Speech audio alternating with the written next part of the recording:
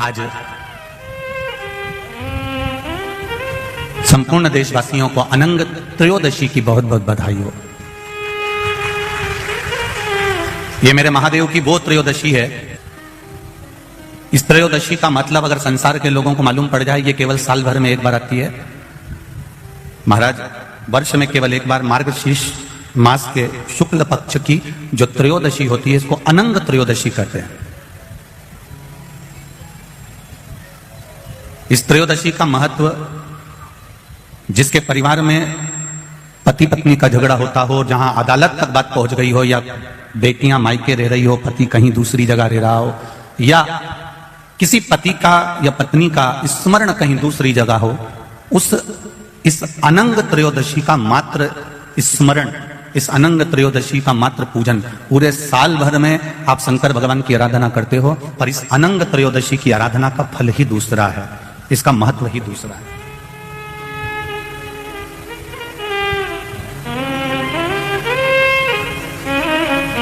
अनंग त्रयोदशी, जिस दिन केवल भगवान शंकर के शिवलिंग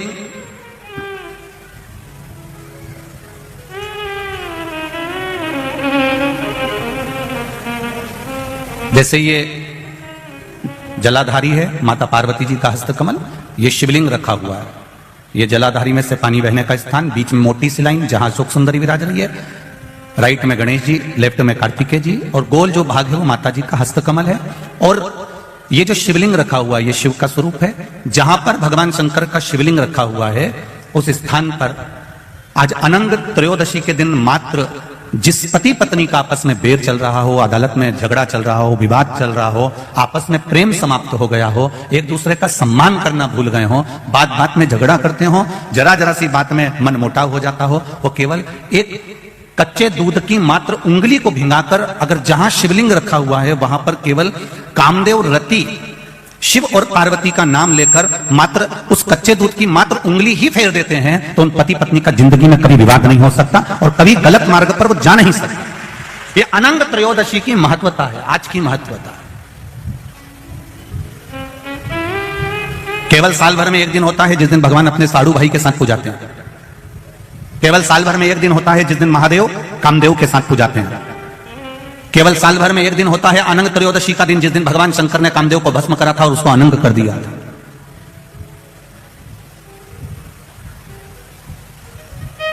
और आज पूरे राष्ट्रवासियों को तो बड़ा प्रसन्नता का विषय है कि आपको अनंग त्रयोदशी के साथ में आज सोम प्रदोष का भी आनंद प्राप्त हुआ है। ये शिव की कृपा है, ये उसकी उदारता, ये उसकी करुणा है। अनंग त्रयोदशी,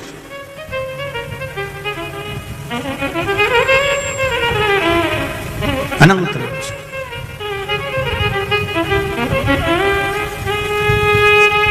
आज के दिन जो 35 साल के हो गए, 30 साल से ऊपर के हो गए, 42 साल के हो गए और जिनका विवाह नहीं हुआ है, वो बेलपत्री की मध्य पत्ती पर केवल कच्चा दूध लगाकर ही भगवान शंकर को समर्पित कर देते हैं, तो अगली जो अनंग त्रयोदशी आती है उससे पहले उसका मंगल विवाह हो जाता है। इतना महत्व है अनंग त्रयोदशी। अनंग त्रयोदशी का इतना महत्व है हमारे शास्त्रों में। महाराज, भगवान शिव, ओगरदानी, त्रिकालदर्शी, कैलाशी, अविनाशी भगवान शंकर ने माता सती को खूब समझाया था।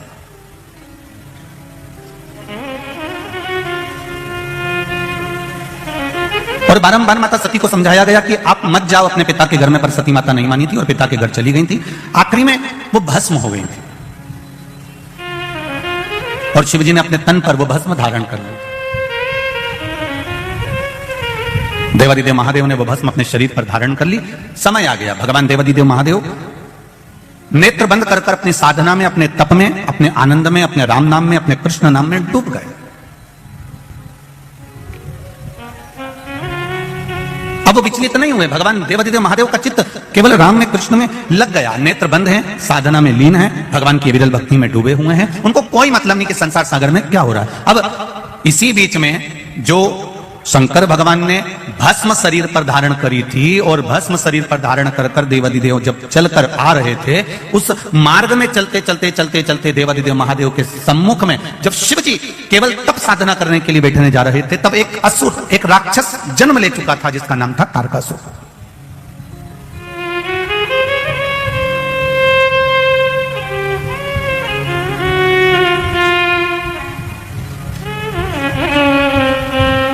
असुर का जन्म हो चुका था। महाराज,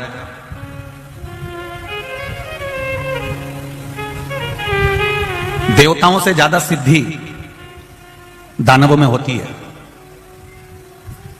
देवताओं से ज्यादा सिद्धि, देवताओं से ज्यादा विद्या, देवताओं से ज्यादा तंत्र विद्या, मंत्र विद्या, साधना विद्या, सिद्धियां देवता से ज्यादा दानवों के पास होती है, राक्षसों के पास होती है। देवताओं के पास में कोई सिद्धि नहीं होती, देवताओं के पास में तो केवल विश्वास होता है परमात्मा के चरणारविंद का। एक दूसरे के प्रति देवताओं के मन में भरोसा होता है। इंद्रदेव का भरोसा है भगवान नारायण पर, नारायण का भरोसा है भगवान शिव पर, ब्रह्मा जी का भरोसा है नारायण पर, वायुदेव, पवन देव, ये जितने भी देवता हुए हैं, गरुण वरुण, जितने भी देवता होते हैं, इनका विश्वास जागृत होता है।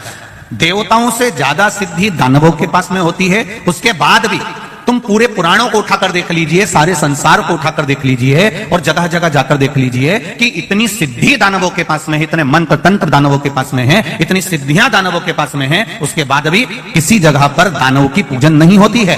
होती है तो केवल देवताओं की पूजन होती है, केवल देवताओं की पूजन होती है। क्योंकि शिव पुराण कहती है कि तंत्र मंत्र साधना, ये सिद्धियां, ये सारी जो सिद्धियां है, ये कुछ दिन की रहती है। असुरों की, राक्षसों की जो सिद्धियां होती हैं, ये थोड़े दिन की होती है। पर जो विश्वास होता है, भरोसा होता है, प्रेम होता है, वात्सल्यता होती है, करुणता होती है, ये कम नहीं होती, ये और बढ़ती चली जाती है। आप जिससे स्नेह करते हो, प्रेम करते हो, विश्वास रखते हो, करुणा रखते हो, वात्सल्यता रखते हो।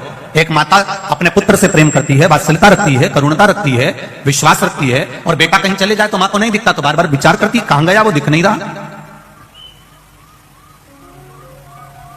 वो दिख नहीं रहा। कोई कोई स्नेह जो करते हैं, प्रेम जो करते हैं, उसको देखने के लिए तड़पते हैं, और नहीं मिलेगा तो और देखने की तड़प होगी, और नहीं मिलेगा तो और देखने की तड़प होगी। उसी तरह भगवान के प्रति जब हमारा विश्वास जागृत हो जाता है, भगवान के प्रति जब हमारा प्रेम जागृत हो जाता है, ईश्वर के प्रति हमारा भरोसा जागृत हो जाता है, हमारा वात्सल्य, हमारी करुणा और हमारा स्नेह जब बढ़ते चले जाता है, तो उस परमात्मा को देखने की ललकता हमारे भीतर भी जागृत होने लगती है। उसको देखने की ललकता हमारे भीतर और जागृत होने लगती है, उसको देखने का मन जागृत होने लगता है। देव और दानवों में यह अंतर है कि दानवों के पास में सिद्धियां ज्यादा है, दानवों के पास में बहुत सारे तंत्र मंत्र साधना है, पर देवताओं के पास में कोई सिद्धि नहीं, कोई नहीं, कोई तंत्र नहीं, कोई साधना नहीं। और देवताओं के पास में भले मंत्र तंत्र साधना नहीं है, उसके बाद भी आज भी संपूर्ण ब्रह्मांड में, संपूर्ण विश्व में देवता पूजाते हैं, दानव नहीं पूजाते। भले उनके पास में कितनी भी सिद्धियां हो, कितना भी बल हो, कितनी भी सिद्धियां एकत्रित करके रखे हो, कितना भी तंत्र मंत्र इकट्ठा करके रखे हो, पर वो पूजाते नहीं है।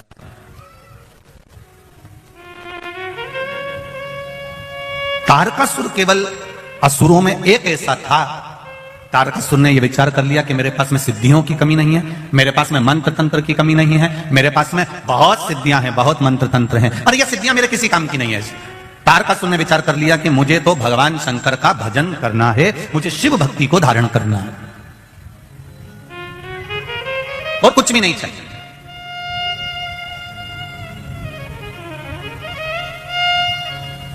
महाराज, यही चतुरता है। एक कील, एक हथौड़ी, हथौड़ा तुम लेकर आओ, कील ठोकी है, वो कील आड़ी टेढ़ी हो जाएगी। पर एक कारीगर आएगा और वो कील ठोकेगा तो वो कील आड़ी टेढ़ी होगी क्या? नहीं है। कारीगर उसमें माहिर है, उसने कील उठाई और ठोकना चालू कर दिया, उसने देखा भी नहीं कील को, ठोकना चालू कर दिया और कील सीधी की सीधी लगी है, वो आड़ी टेढ़ी नहीं हुई है, वो आड़ी टेढ़ी होती ही नहीं है क्योंकि वो ठोक रहा है। तो उसमें कारीगरी जो है वो कील ठोकने में प्रबल है और वो ठोक रहा है। उसी तरह जैसे कील संसार का कोई व्यक्ति ठोक रहा है तो वो आड़ी टेढ़ी हो सकती है, पर कारीगर अगर ठोक रहा है तो वो सीधी ही लगेगी। उसी तरह आप इस मन को, इस चित्त को, इस वृत्ति को कहीं पर भी लेकर चले जाओ, और किसी श्रेष्ठ कारीगर के पास में अगर पहुंच गए, किसी शिवालय में, किसी शिव महापुराण की कथा में पहुंच गए और वहां कोई कारीगर मिल गया तो इस मन को परमात्मा के चरणों में ठोक ही देगा, ये निश्चित है, ये इसकी श्रेष्ठता है। मैंने तेरे ही भरोसे, ओ बाबा तेरे ही भरोसे, हवा बिच उड़ती जावांगी, बाबा डोर हथो छड़ी ना मैं कटी जाऊंगी, भोले मैं तेरी पतंग, शंभो मैं तेरी पतंग। हवा बिच उड़ती जावांगी, बाबा डोर हथो छड़ी ना मैं कटी जाऊंगी, भोले मैं तेरी पतंग, शंभो मैं तेरी पतंग। इस मन रूपी कील को किसी कारीगर के पास में, किसी देवालय में ले जाकर रख दो और अच्छा कारीगर मिल गया तो वो ठोकेगा, और फिर एक कील इधर उधर नहीं जाएगी। एक पत्राया है, देखिए,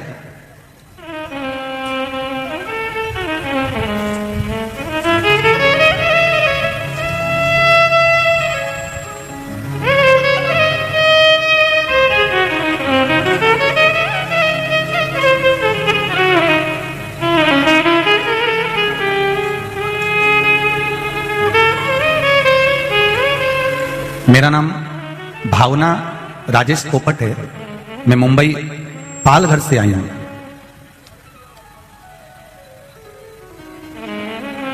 उन्होंने एक बात बहुत अच्छी लिखी है, मेरा नाम भावना राजेश पोपट है, मैं मुंबई पालघर से कथा में धोख लगाने आई हूं। मुझे हिंदी ठीक से लिखना बोलना नहीं आती है, तो क्षमा करना कहीं गलती हो तो। बेन श्री शिवाय नमस्ते।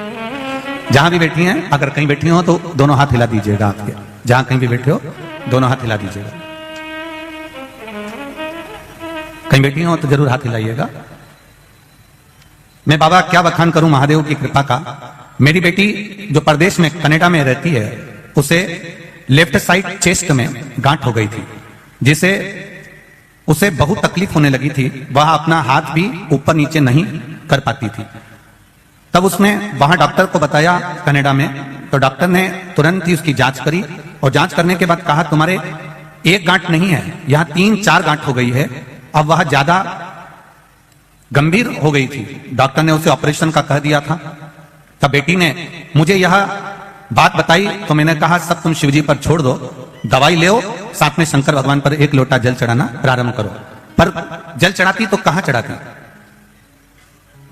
वो जल कैसे समर्पित करती? महादेव सब कुछ ठीक करेंगे, मैंने उससे कहा। अब जल चढ़ाने कहां जाए, ना तो शिवजी का मंदिर है ना वहां बेलपत्र है, प्रदेश में कहां से जल चढ़ाने मंदिर को जाए। तब मैंने कहा तेरे पास में शंकर भगवान का शिवलिंग या मूर्ति हो तो उस पर जल चढ़ाना प्रारंभ कर दे, उस पर जल चढ़ाओ और वही पानी तुम पीना प्रारंभ करो, श्री शिवाय नमस्तुभ्यम का जाप करना प्रारंभ करो, जो डॉक्टर ने दवाई दी है उसको खाना प्रारंभ करो। तब बाबा एक चमत्कार हो गया बाबा की कृपा से। मैं क्या वर्णन करूं भोलेनाथ जी का। जो गठान थी उसकी दूसरी बार जब जांच कराने के लिए गई तो डॉक्टर भी आश्चर्य में हैरान हो गया कनाडा का कि ये गठान गल चुकी थी, जो शरीर में 3-4 गठान हो चुकी थी। ये शिव कृपा, तेरी कृपा बिना न हिले एक भी अणु, लेते हैं श्वास तेरी कृपा से तनु तनु। एक पत्रों बड़ा सुंदर, पहले तो बच्चे का फोटो देख लो आप। जितने लोग भी आस्था चैनल पर कथा देख रहे हैं, पहले इस बच्चे का फोटो देखें।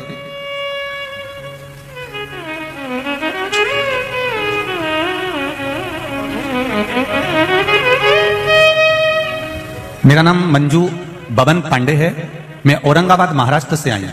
कहीं बैठी हो तो हाथ हिलाइएगा, कहीं बैठी हो तो दोनों हाथ हिलाइएगा। अच्छा, उस वाले पंडाल में है क्या, तो दोनों हाथ हिलाइएगा एक बार। मेरा नाम मंजू बबन पांडे है, मैं औरंगाबाद महाराष्ट्र से आई हूं। जहां कहीं बैठी हो तो दोनों हाथ हिलाइएगा एक बार। कैमरे वालों को दिख जाए तो हमें भी दिख जाए। शंभू,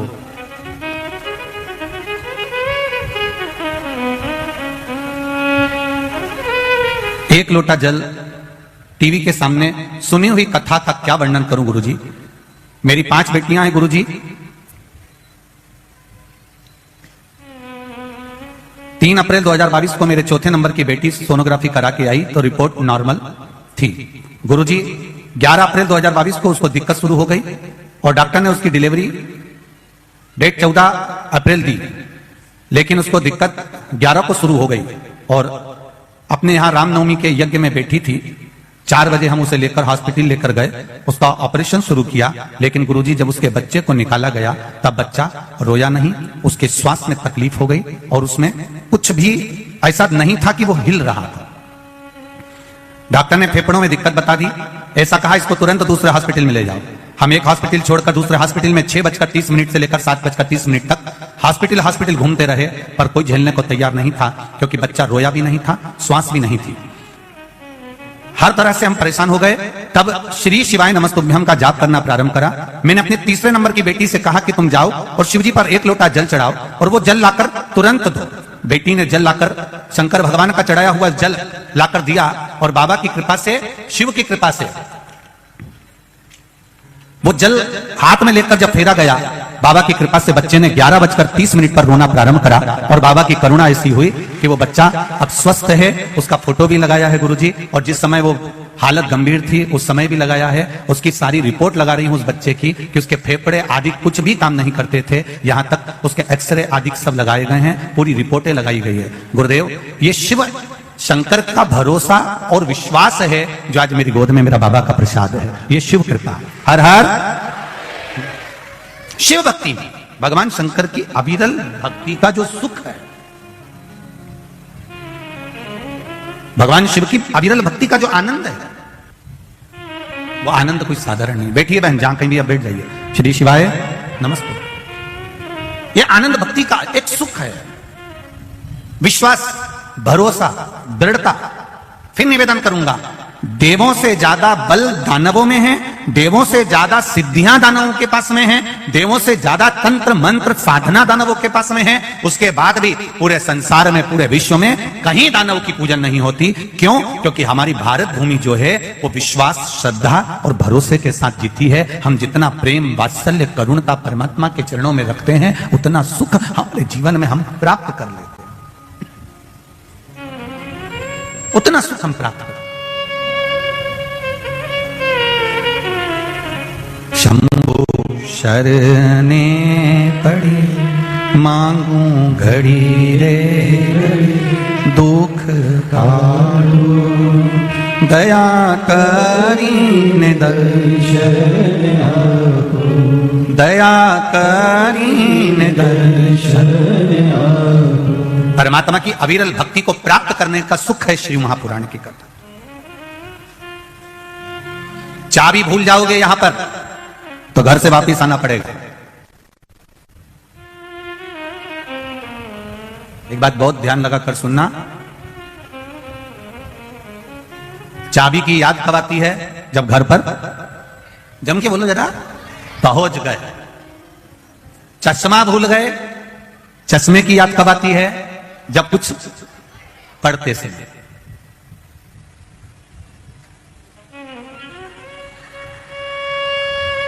ये बत्ती सी तुमने नई नई बनवाई और डब्बी में रख ली, कथा में आ गए, सोचा प्रसाद मिलेगा तो खाऊंगी, और वो बत्ती सी तुम्हारी कहीं फ्रिज में भूल गए या कहीं रह गई। अब कुछ खाने का समय आया तो याद आई कि नहीं आई? मेरी बत्ती सी कहां? घर जाकर चाबी की याद आती है, पढ़ते समय चश्मे की याद आती है, खाते समय बत्ती सी की याद आती है, और मरते समय शिव की याद आती है।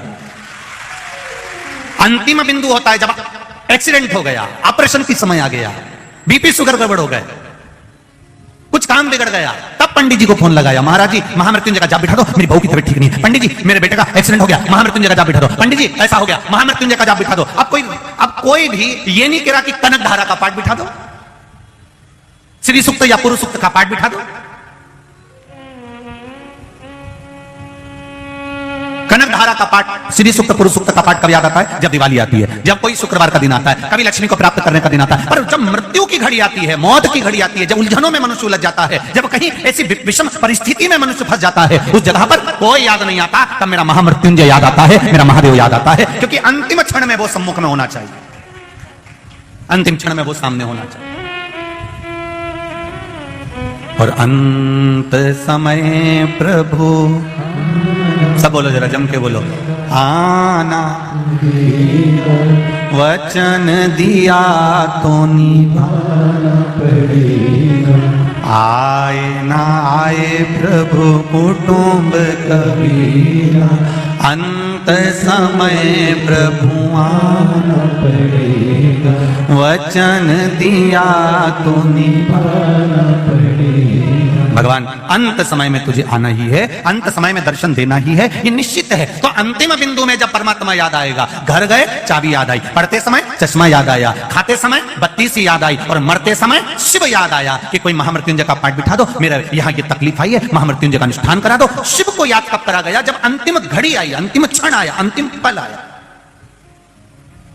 और शिव महापुराण की कथा कर रही है, अगर अंतिम क्षण में आप शंकर भगवान को याद कर रहे हो, उससे अच्छा है पहले ही चाबी को संभाल के रख लेते, पहले ही चश्मे में डोरी लटका के रख लेते, और पहले ही बत्तीसी को अपने बैग में रख लेते। उसी तरह महादेव को एक लोटा जल प्रतिदिन चढ़ा लेते, तो ये दिन ही नहीं आता, ये दिन ही नहीं आता, ये तकलीफ ही नहीं आती।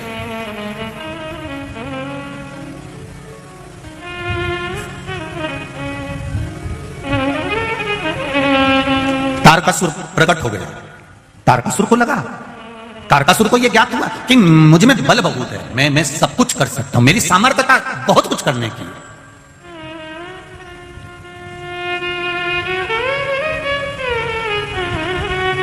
संसार में जितने लोग जन्मे हैं ना,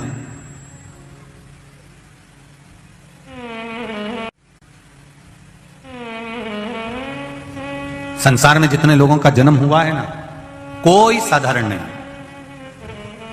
सब भगवान की कृपा से जन्मे हैं, सब भगवान की करुणा से जन्मे। बस थोड़ा सा तालमेल मिलाने की जरूरत है। इतने चतुर चतुर लोग संसार में हैं, इतने विद्वान विद्वान लोग संसार में हैं, उसके बाद भी भूल कर जाते हैं परिवार में रहकर। पांव में जब चप्पल पहनते हैं तो दोनों चप्पल का नंबर एक ही रखते हैं, दोनों चप्पल का नंबर एक ही रखा। 8 नंबर की चप्पल आती है तो इस पांव में भी 8 नंबर पहनेंगे, इस पांव में भी, बोलते जाओ जरा, 8 नंबर पहनेंगे। हो सकता है तुम्हारे बड़ोदरा में ऐसा होता हो कि इसमें 9 नंबर, इसमें 8 नंबर, तो बात दूसरी। पर हमारे यहाँ तो नहीं होता, हमारे यहाँ तो अगर 7 नंबर की चप्पल है तो दोनों 7 नंबर की है, 8 नंबर की है तो दोनों 8 नंबर की है, 9 नंबर की है तो दोनों 9 नंबर की है। और अगर एक चप्पल दूसरे नंबर की पहनकर चल लो तो बहुत लंबा चल सकते हो क्या? एक 8 नंबर की पहन लो और एक 9 नंबर की पहन लो, तुमसे कोई कह दे जाओ जरा यहां से वहां तक चले जाओ, चल सकोगे? नहीं, या तो चप्पल काट लेगी या फिर चलने में तकलीफ आएगी, पांव दुखेगा, कुछ ना कुछ प्रॉब्लम खड़ी हो जाएगी। अब इतनी विद्वत्ता सब में है कि चप्पल एक ही नंबर की होना चाहिए। अगर एक चप्पल 8 नंबर की और एक 9 नंबर की है तो बहुत लंबा नहीं चल सकते। उसी तरह परिवार में रह रहे हो, घर में रह रहे हो, तो निवेदन है पति पत्नी जब दोनों साथ रहें, भाई भाई जब साथ रहें, देवरानी जेठानी जब साथ रहे, सास ससुर जब साथ में रहें, बहुएं अपने परिवार के साथ में रहे, तो निवेदन है जैसे चप्पल 1 नंबर की होती है, जब आप अपना मायका छोड़कर ससुराल में आ जाओ, आप कौन से नंबर की चप्पल रखते हो, कितना क्रोध रखते हो, कितना वाणी में क्या रखते हो, उससे कोई मतलब नहीं होना चाहिए। अब ससुराल में आ गए हो तो चप्पल का एडजस्टमेंट कर कर चलना, अर्थात अपने को उनके नंबर से मिलकर चलना पड़ेगा, तब जाकर लंबा चल सकते हो। अगर इससे मिलकर नहीं चले तो थोड़ा जाने के बाद में अदालत पहुंच जाओ। आज के जमाने में सबसे ज्यादा अगर विडंबना है तो यह विडंबना सबसे बड़ी खड़ी होती है, थोड़े दिन तक संबंध रहता है, थोड़े दिन के बाद अदालत में पहुंच जाता। बड़ा दुख होता है कि पिताजी ने 25 लाख 50 लाख खर्च करा, 40 लाख खर्च करा, 10 लाख खर्च करा, पिताजी ने बेटी के विवाह में खर्च करा, उधर बेटे के विवाह में खर्च करा, दोनों का नंबर नहीं मिल पाया, बहुत लंबा नहीं चल पाया, बहुत लंबा नहीं चल पाया। उसको मिलाने का प्रयास करिए। भक्त जितना भगवान के मंदिर जाता है, भक्त जितना भगवान के द्वार जाता है, लोग कहते हैं कि भक्त भगवान के द्वार गया, भगवान के मंदिर गया, पर शिव पुराण कहती है भक्त जितना भगवान के द्वार जाता है उससे दुगना भगवान भक्त के द्वार पर खड़ा जाता है, वहां खड़ा मिलता है, उसके द्वार पर जाता है। कितना सुंदर कहा है, बछड़ा गाय के पीछे चलता है, पत्नी पति के पीछे चलती है,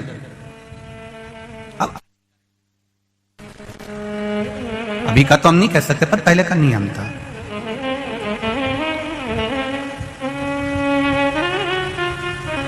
पहले का एक बहुत नियम था कि पत्नी पति के पीछे। एक हमने पहले भागवत जी में एक लीला श्रवण करी थी भगवान कृष्ण की, कि एक गोपी भगवान को बहुत बहुत घर जा जाके रोज चोरी का इल्जाम लगाती थी, रोज प्रतिदिन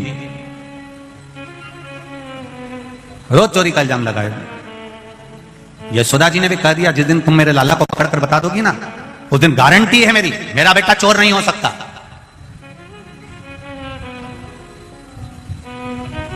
इसने भी कह दिया।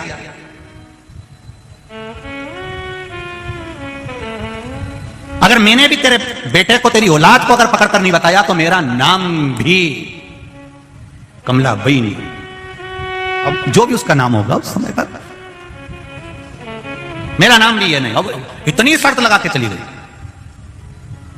यशोदा जी ने अपने लाला को गोदी में लिया और गोदी में लेकर यशोदा जी बोली, कनुआ तेरे से एक निवेदन करूं मैं? हाँ मैया बोल। लाला तू उस गोपी के यहां कभी मत जाना, वो हमेशा तेरे पर इल्जाम लगाती है और मेरे सामने नाक लगा कर आई है बहुत, और कह रही थी मैं पकड़ के बताऊंगी। कन्हैया बोले ठीक है मैया, मैं तो किसी के घर जाता ही नहीं हूं, और तूने इतना कह दिया तो अब तो और नहीं जाऊंगा। ये मानने वाला है। सबसे पहले उसी गोपी के घर गया, सबको लेके गया। अब गोपी भी इतनी समझदार थी, इतनी चतुर थी कि उसने आज लाला को पकड़ने के लिए मटकी के नीचे घंटी लगा दी थी। नीचे लगा मनसुखा